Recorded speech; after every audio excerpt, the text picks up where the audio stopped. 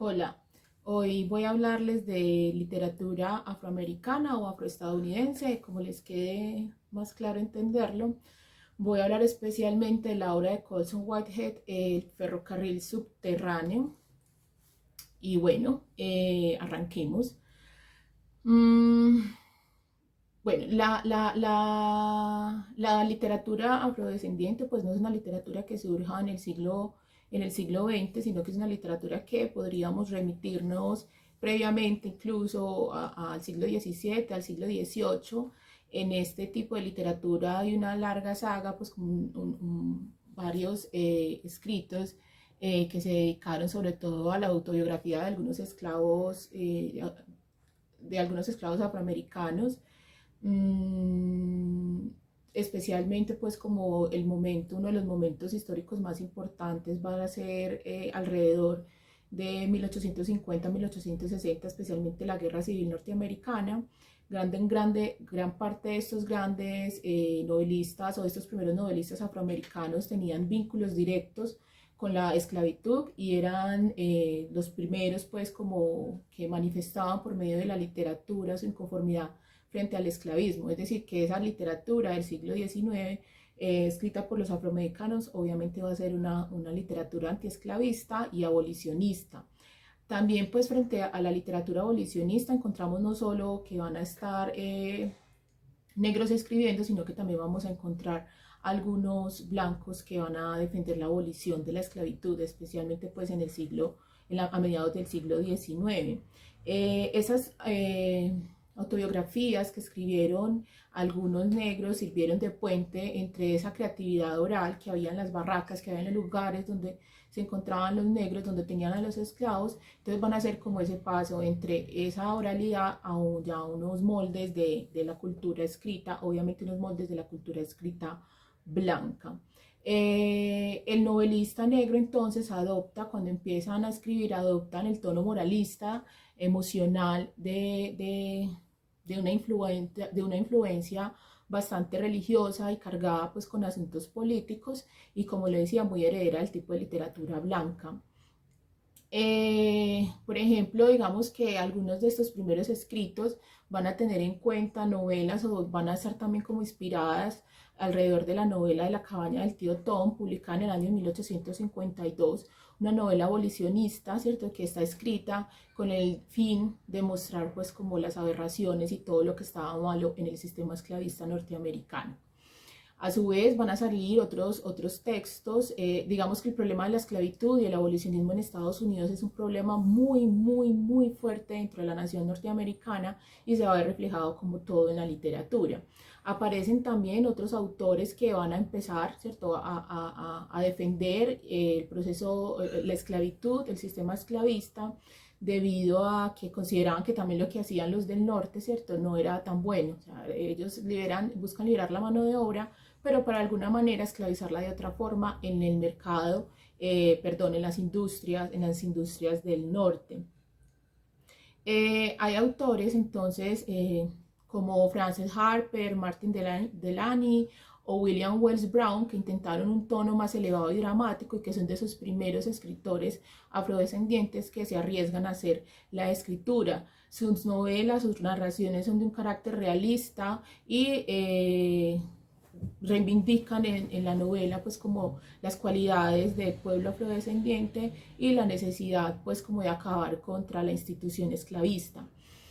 Bueno, la literatura negra estadounidense ha sido prácticamente ignorada o fue prácticamente ignorada más o menos hasta la década de 1950, 1960, cuando gracias a los movimientos por los derechos civiles empiezan entonces, pues liderado por Martin Luther King obviamente, empiezan pues como a estimular la escritura de los negros acerca pues como tener su propia voz. Para 1962, perdón, en la Universidad de Stanford, California, dice una de sus profesoras, no se investigaba nada de la literatura afro, mucho menos habían profesores afro y mucho menos habían estudiantes afro, ¿cierto? Entonces esto hace, todo este movimiento por los derechos civiles empieza a incluir a estas personas, a los afro, en estudios superiores, en estudios académicos, y empieza entonces a abrirse un poco y los estudios, pero también la producción de novelas escritas por afro. Hay una cosa maravillosa que sucede, o sea, después de toda esta lucha por los movimientos civiles, de las cuales ahorita tendré que retomar un poco, 3 décadas más tarde, en 1988, sale la novela de Toni Morrison, Beloved, de la cual hablé previamente. Hay otro video de ella específicamente, que se gana pues varios premios, y entre ellos se gana pues el premio más prestigioso dentro de la literatura, que es el Nobel, que se lo gana el año 1993. Dice, cito a Morrison, ella cuando se gana este premio dice: ganar como estadounidense es muy especial, pero ganar como negro estadounidense es increíble. Bien, tenemos entonces también para la década de 1970 varios escritores. Tenemos a Alice Walker. Ella escribe una novela, que además es una novela que va a llegar también al cine, que se llama El color púrpura. En 1982 la escribe. También está Terry McMillan, una novela que se llama ¿Dónde están los hombres?, en 1992. Y van a existir otros escritores que van a empezar a publicar y empezar a ser número uno, o de los primeros pues en las ventas de libros en Estados Unidos. Bien,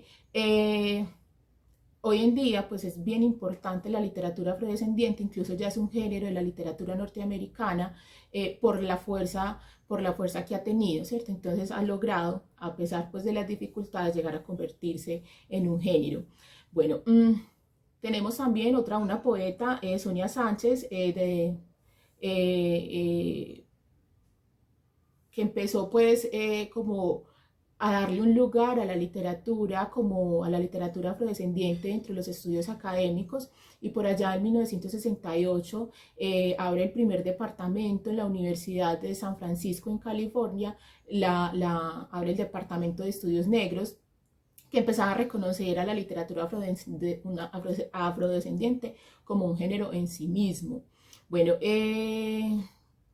escritores, bueno, el Renacimiento, a ver, me voy a devolver un poquito. Tenemos entonces que para la década de 1920-1940, dentro de la literatura, me voy a devolver, sí, dentro de la literatura norteamericana, tenemos entonces un momento que se llama el Renacimiento de Harlem. Es entre el 20 y el 40, y fue un florecimiento de la literatura y de todo el arte afroamericano, ¿ok? En la década por allá de los locos 20. Esa comunidad entonces va a estar ubicada en la ciudad de Nueva York. Hay un florecimiento muy importante dentro de todas las artes, en el pensamiento, en la cultura social. Entonces ustedes miran, aquí hay pues, o sea, piensen en el blues, piensen en el jazz, ¿cierto? Toda esa influencia negra en la música norteamericana, que menos mal pasó, ¿cierto? Es bien importante y se da en este momento el Renacimiento de Harlem, y también hay que tenerlo en cuenta como uno de los movimientos urbanos del siglo XX. Entonces allí van a estar numerosos artistas negros, músicos, que van a estar produciendo una cantidad de obras que hoy son clásicos del jazz, clásicos del blues, del teatro, y obviamente pues también en los aspectos literarios. Ahí tenemos escritores como Langston Hughes, como uno de los escritores más reconocidos del Renacimiento.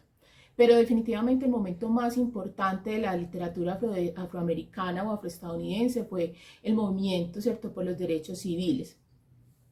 Hay una migración entonces de negros del sur de Estados Unidos que migran hacia el norte, especialmente hacia Chicago. Esta migración va a producir un sentido de independencia en la comunidad negra, y va a contribuir pues como a esta cultura, y pues va a tener obviamente parte de lo que había sucedido en Harlem. Bueno, esa migración además también va a estimular todo el movimiento por los derechos civiles en Chicago y en Estados Unidos, que se hace sumamente fuerte en la década del 50 y obviamente en la década del 60. Estos activistas negros van a estar presionando para poner fin a la segregación racial en Estados Unidos, crear un nuevo sentido del nacionalismo negro, crear un nuevo sentido del nacionalismo norteamericano, y van a surgir a escritores como James Baldwin, Richard Wright y Ralph Ellison, por ejemplo, haciendo de esta literatura algo cada vez mejor y cada vez más leído. Hay una historia reciente pues ni tan recientes, de 1970 para acá, cuando empieza a darse un trabajo cada vez, y obviamente gracias a todo el movimiento por los derechos civiles, entonces empiezan a darse cada vez más trabajos de escritores afroamericanos, y empieza a ser, o sea, miren, desde el 68 se está intentando, pero en la década del 70, perdón, empieza a ser cada vez un género más legítimo, y la academia, que es tan conservadora, empieza a aceptar la literatura afroamericana como un género legítimo de la literatura norteamericana. Bueno, como parte de movimientos más amplios, más grandes de las artes, entonces, pues movimientos que son inspirados, como los dije, por el movimiento de los derechos civiles y por el movimiento Black Power, la literatura afroamericana empezó a ser definido y analizado. Entonces, bueno, ¿cómo así que definido? O sea, ¿qué es esto? Aquí hay o sea, no solo es un norteamericano que está escribiendo, sino que es un norteamericano afro que está escribiendo y que tienen una problemática particular, pero que, ojo, también tienen una estética particular, porque si bien esa forma literaria, la que normalmente yo hablo, es una forma literaria de Occidente, hay unos pueblos sometidos que la han aplicado y la han usado.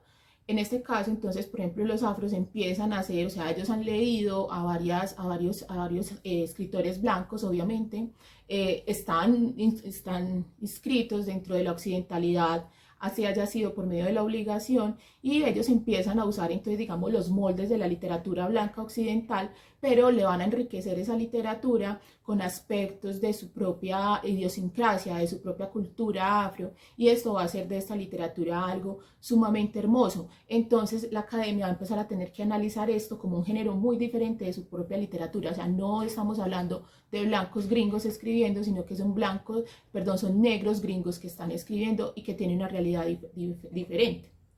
Bueno, empiezan a surgir entonces un número bien importante de estudiosos de la literatura afro, y también empiezan escritores, muchos de ellos que han podido ya ingresar a la universidad. Es que la educación superior es importante para lograr hacer estas cosas en las artes y en el pensamiento, y estos chicos empiezan, y mujeres también, empiezan a ir a la universidad, y esto les da la posibilidad de estudiar sus formas literarias, pero también de producir literatura.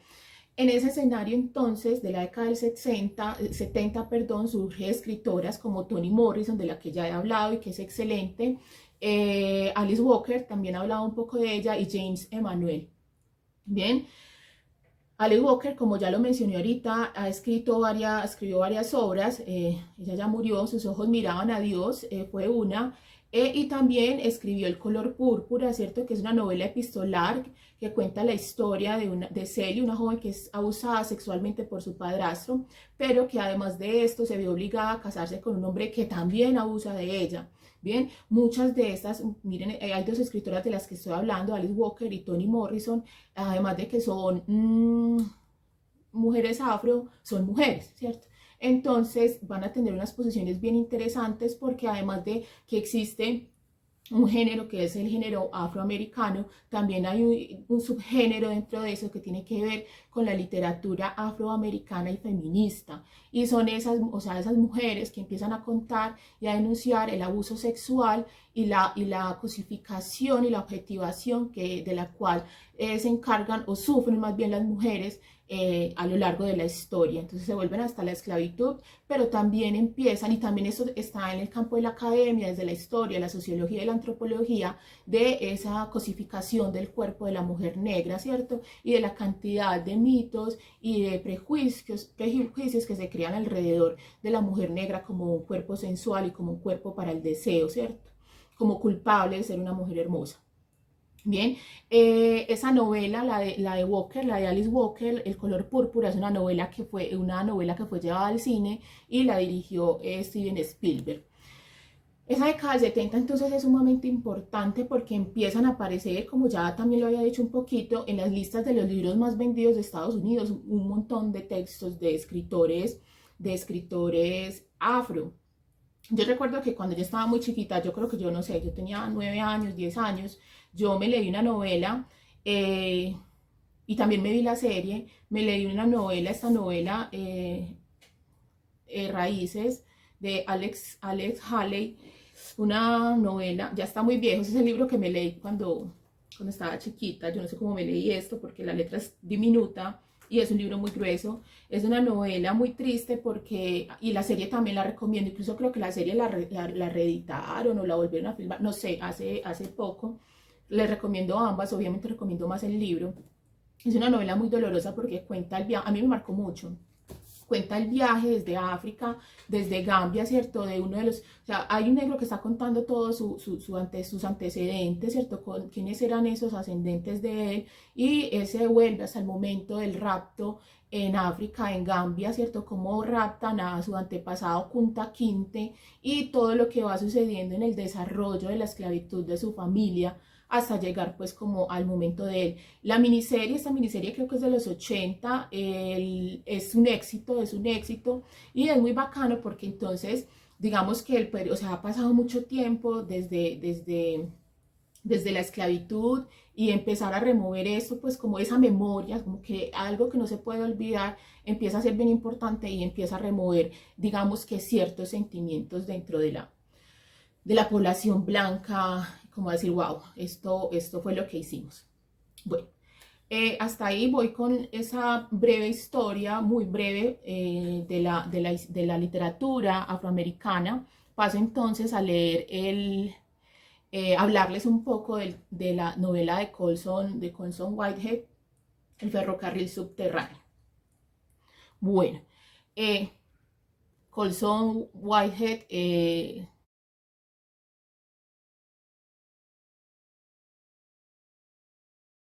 nació en 1969 en Nueva York, creció en Manhattan, se graduó de la Universidad de Harvard. Ahí están viendo, Whitehead es un afrodescendiente, es negro, ha escrito varias obras, es un hombre relativamente joven, está alrededor de los 50 años y ha escrito obras como El Institucionista, que es como el debut, o sea, su obra prima, su ópera prima. También tiene Los días de John Henry, tiene Sag Harbor, Zona 1 y su novela más importante, El ferrocarril subterráneo, que bueno, esta es esta novela y que pues pueden comprar en cualquier librería porque es una novela muy reciente del año 2016. Bueno, el título, aquí viene la parte más bacana, ¿cierto? Porque el título pues es, o sea, el ferrocarril subterráneo, les voy a contar así. Es una alusión metafórica a una red de caminos que existían en Estados Unidos que se encargaban de ayudar y de llevar y desplazar a los esclavos que estaban en el sur hasta el norte de Estados Unidos o hasta Canadá. Bien, el ferrocarril subterráneo existió, pero no era un ferrocarril, sino que es eso, era una metáfora que ellos hacían como para, digamos, como un código que ellos tenían para poder movilizar a una cantidad de esclavos que estaban en el sur. Bien, se calcula que en la primera mitad del siglo XIX cerca de 100.000 hombres y mujeres de raza negra cruzaron, ¿cierto? Cruzaron desde el sur hacia el norte a través del ferrocarril subterráneo. Ese ferrocarril subterráneo entonces estaba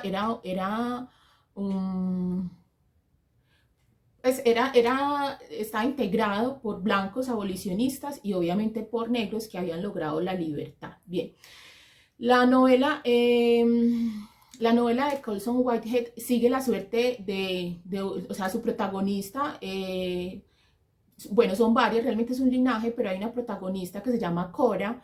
No les voy a contar la novela, nunca se las cuento, pero los medio involucro. Bueno, lo que hace seguir como la abuela, la madre y la protagonista, que es Cora. La abuela entonces es a Harry. Harry es apresada o sí, se secuestra, es secuestrada en África y en algunos momentos de la novela no es lineal, también aclaro, es decir, no es cronológica, y en algún momento de la novela les van a contar la forma como a Harry es apropiada por los blancos, es raptada por los blancos y es conducida en los barcos negreros hasta Estados Unidos. Una narración siempre muy horrible, narración que también pueden encontrar en Raíces de Hailey, ¿ok? Bien, a Harry tiene una hija, obviamente casi todas estas mujeres son violadas por blancos, pero también son violadas por los mismos negros, ¿cierto? La mujer es un objeto del blanco, pero también es un objeto de sus compañeros negros. Bien, entonces estas esclavas van a estar, como lo he hecho anteriormente, como si fueran ganado, van a estar procreando y por medio de la violación son violadas en grupo por sus compañeros esclavos, a veces quienes les quita la virginidad son los amos. Bien, igual cuando a veces ellas deciden casarse con alguno de sus compañeros, eh, el amo es quien se encarga pues como de que no llegue virgen al matrimonio y también se encargan pues como de vender sus hijos. Yo hablé un poquito de eso cuando hablé de Beloved en la novela de Toni Morrison. Bien, luego cuenta aparece la figura de Mabel. Mabel es la hija de Harry, la mamá de Cora. Este personaje solo aparece mencionado, no aparece mucho como protagonizando escenas, sencillamente porque Mabel es una de las mujeres que logra escaparse, ¿cierto? Ella sale en uno de los ferrocarriles cuando Cora tiene alrededor de 14 años, es muy joven cuando ella se va.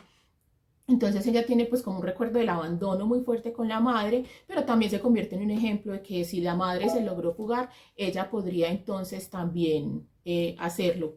Bien, entonces la novela es persiguiendo a Cora. Cora decide, después de una cantidad de situaciones muy grotescas que narra el escritor, Cora decide escaparse con César o César. César es un negro que es un negro muy particular porque es un negro además que sabe leer y escribir por cuestiones de que tuvo una ama, una anciana que lo cuidó mucho y que lo quería mucho, vivió con sus padres, o sea, digamos que era un esclavo que no tenía todos los daños mentales y psicológicos que tenían la mayoría de esclavos en Estados Unidos.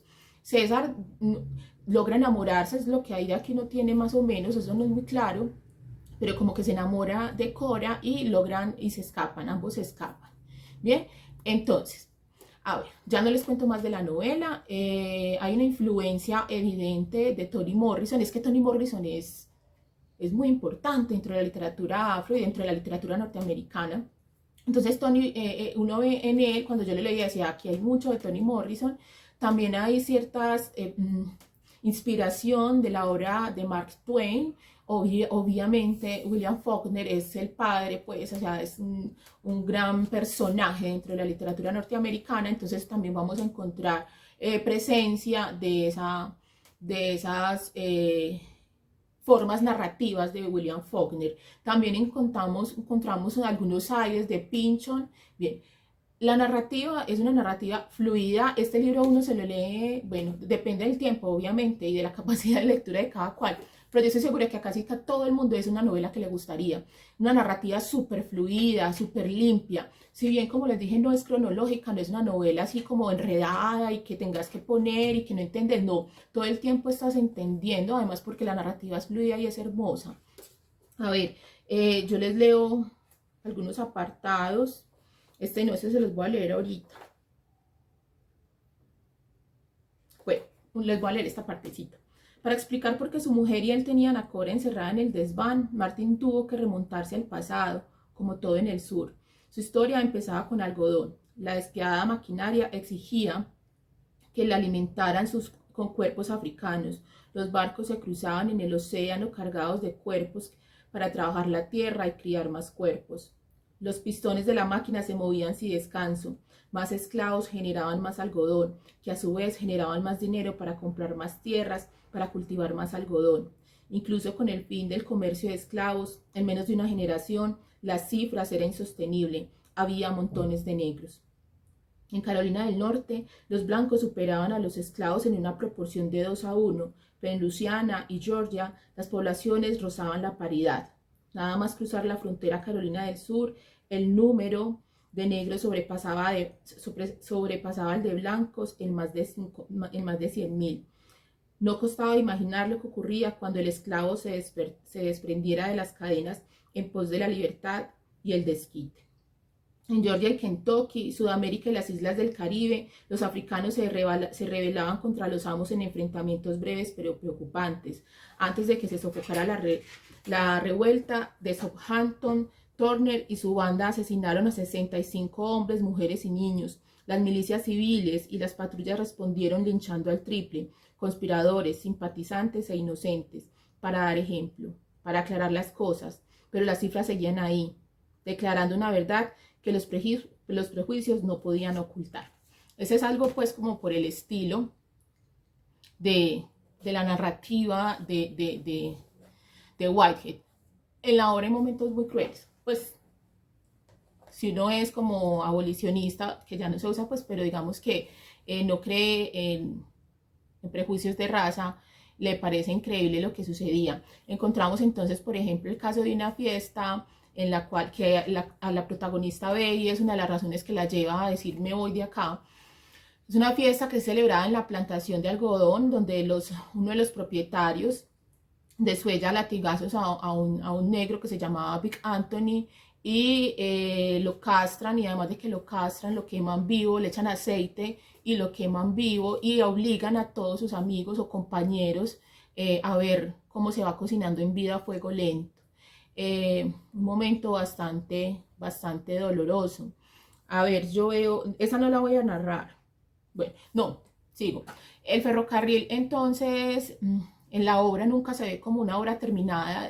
Los pasajeros nunca saben cuál es su destino, no saben nada, no pueden informarles nada, porque si los cogen en medio de las torturas a las que se sometían a los que cogían, entonces esto podían revelar las rutas del ferrocarril, entonces no podían decirles.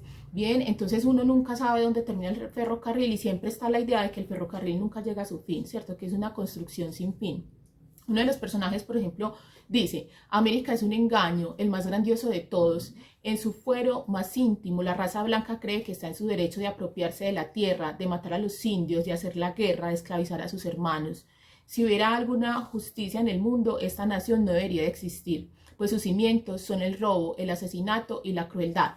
Eso es da esa idea de que, por ejemplo, si bien el ferrocarril no está terminado, la nación norteamericana tampoco, ¿cierto? Es una nación que está todavía buscando ser construida, y en la cual deben obviamente ingresarse buena parte de su población que ha sido fragmentada.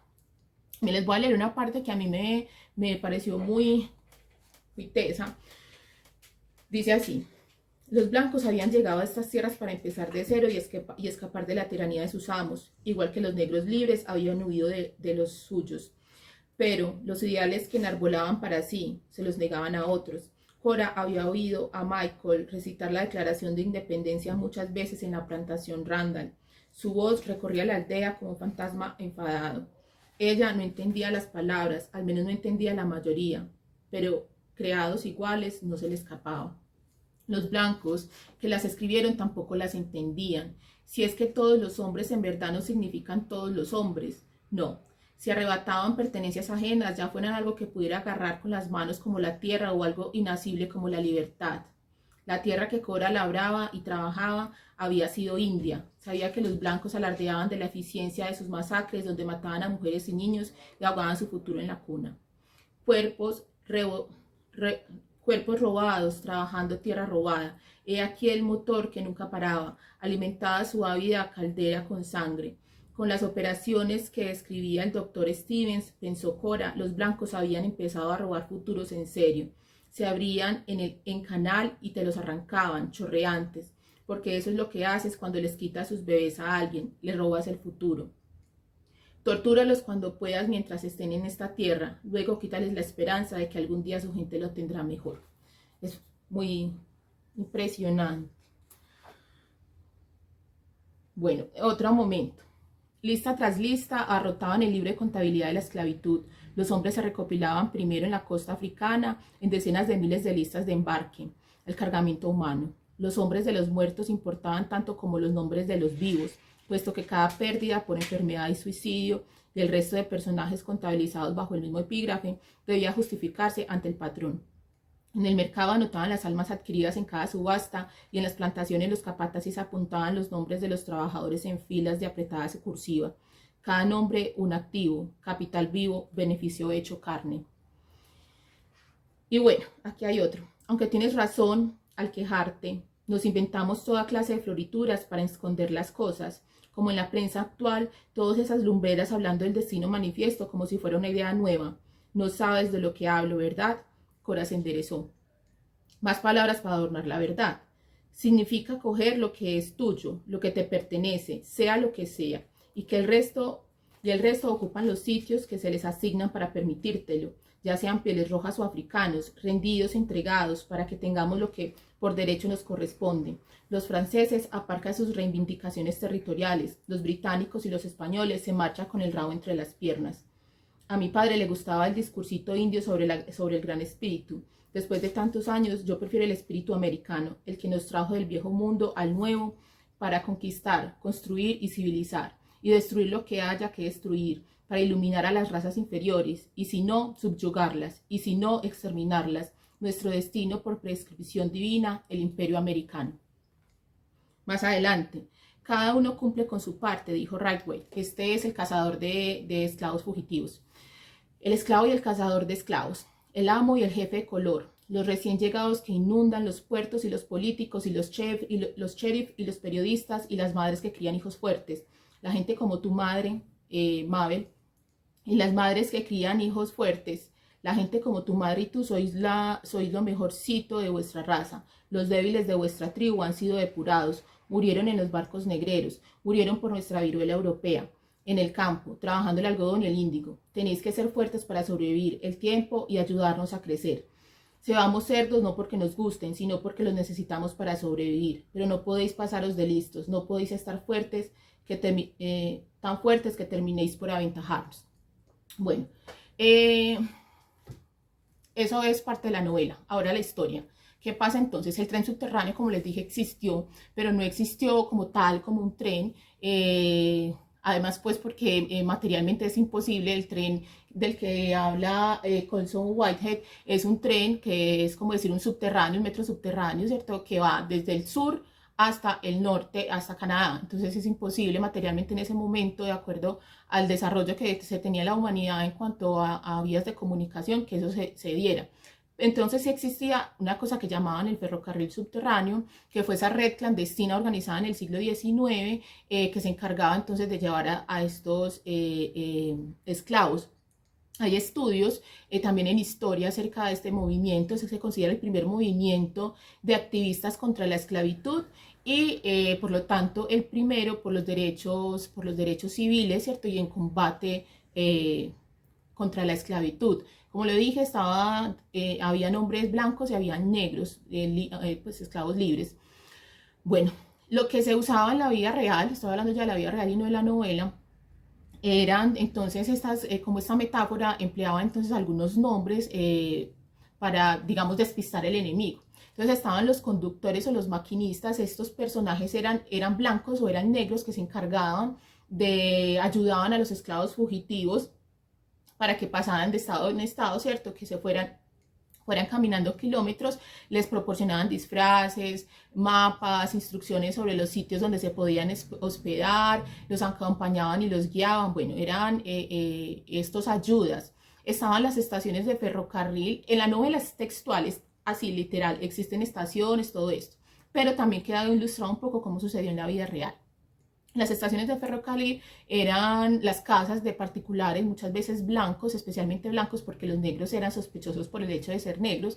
Normalmente eran los lugares donde llegaban los esclavos, ¿cierto? Y descansaban durante largas jornadas de camino. Hay que dejar claro que los pasajeros, que son los esclavos, solo podían viajar de noche, entonces siempre viajan de noche por pantanos, por lugares. En el libro también queda claro, en la travesía de Cora, en lugares sumamente inhóspitos donde puedes morir, donde, o sea, era bien complicado, muchos murieron en el camino. Bien, entonces estas estaciones de ferrocarril eran las casas. Cora en algunos momentos llega a algunas estaciones del ferrocarril, allí llegaban, se escondían, podían comer, podían descansar, podían tomar un baño, ¿cierto? Y sobre todo descansar porque el viaje era bastante fuerte. Algunos también tenían asistencia médica en esos lugares. Como les decían, los fugitivos entonces eran los pasajeros que tenían no sabían, ellos simplemente era como un run run, ¿cierto? Como Radio Bemba, y les decían ahí el ferrocarril subterráneo. Entonces, ellos sabían que la única forma que podían hacer era escapar de noche. No escapaban muchos, eran poquitos y lo hacían de noche y siempre seguían la estrella polar, ¿cierto? Entonces también por murmullos llegaban donde quedaba una estación y allí era donde llegaban entonces ellos y empezaban todo el proceso de desplazarse hasta el norte. A las rutas, entonces, las rutas se les llamaban carriles, pero nunca sabían, como les dije, nunca sabían cuáles eran los carriles ni a dónde iban a terminar. En el libro también queda como esa ansiedad de, bueno, ¿dónde estoy y para dónde voy? Y cuando llego a la estación, ¿en qué lugar del planeta me encuentro? Bien, de esta historia de la vida real hay un personaje muy importante, lo van a encontrar en varias cosas que miren sobre eso, que es el personaje de Harriet Tubman, una mujer que se escapa, era esclava y logra escaparse y viaja hacia los estados del norte donde logra su libertad, y esta mujer entonces se encarga de ayudar a escapar a muchas personas, viaja alrededor de 17 o 19 veces, algo así, o sea, muchas veces hasta el sur, arriesgando su propia libertad para poder rescatar a varios esclavos. Cuando ella escribe, por ejemplo, hay una frase que me gustó bastante, que se las voy a leer. Ella escribe: cuando yo logra la libertad, dice, miré mis manos para ver si yo era la misma persona ahora que era libre. Había tal gloria sobre todo, el sol llegaba como si fuese de oro a través de los árboles sobre los campos. Yo me sentí como si estuviera en el cielo. Bien. El ferrocarril subterráneo en la vida real funcionó hasta que se acabó la guerra de secesión, es decir, hasta el año de 1865, cuando finalmente se abolió la esclavitud en todo Estados Unidos. Y se cree que alrededor de 100.000 personas lograron escapar por medio del ferrocarril subterráneo. Hay un libro muy bonito, se llama A través de la oscuridad para llegar a la luz, atravesar la oscuridad para llegar a la luz. Es un fotoensayo, ¿cierto? Donde hay una cantidad de fotos de una investigación que hizo una fotógrafa que se llama Jane Mishnah-Bell. Ella escribe o hace estas fotografías, son fotografías que toma por la noche porque todo el viaje se da por la noche, entonces ella a partir de investigaciones empieza a mirar, a reconstruir ese túnel subterráneo y hace unas fotografías sumamente hermosas acerca del ferrocarril y de la huida de los esclavos.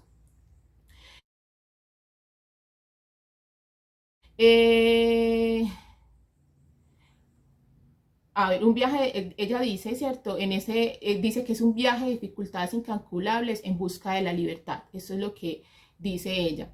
Bueno, las imágenes que ella toma, como les digo, siempre van a estar mostrando lo misterioso y la dificultad, ¿cierto? Ese ambiente nocturno para atravesar 800 kilómetros desde las plantaciones de algodón del centro de Luisiana, atravesando los pantanos y cipreses de Mississippi, hasta llegar a las llanuras de Indiana para poder llegar al norte y especial pues y llegar también a Canadá.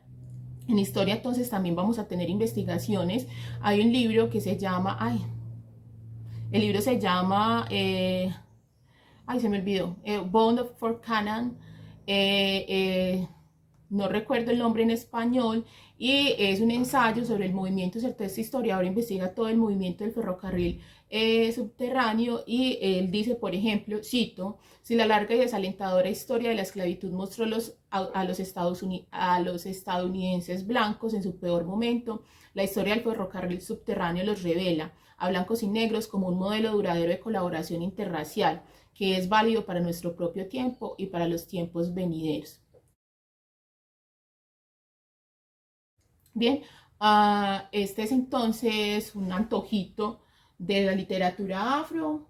Tenemos entonces a Colson Whitehead, El ferrocarril subterráneo, sumamente recomendado. Yo me lo leí en un instante porque es muy fácil de leer, es hermoso, es doloroso, pues te hace como reaccionar, sobre todo teniendo en cuenta que hay otras formas actuales de crueldad frente a los afrodescendientes, tanto en Estados Unidos como en el resto del mundo. Entonces, bueno, creo que es un libro para despertar conciencia, es un libro para conocer un poco de la historia de una manera agradable en su narración.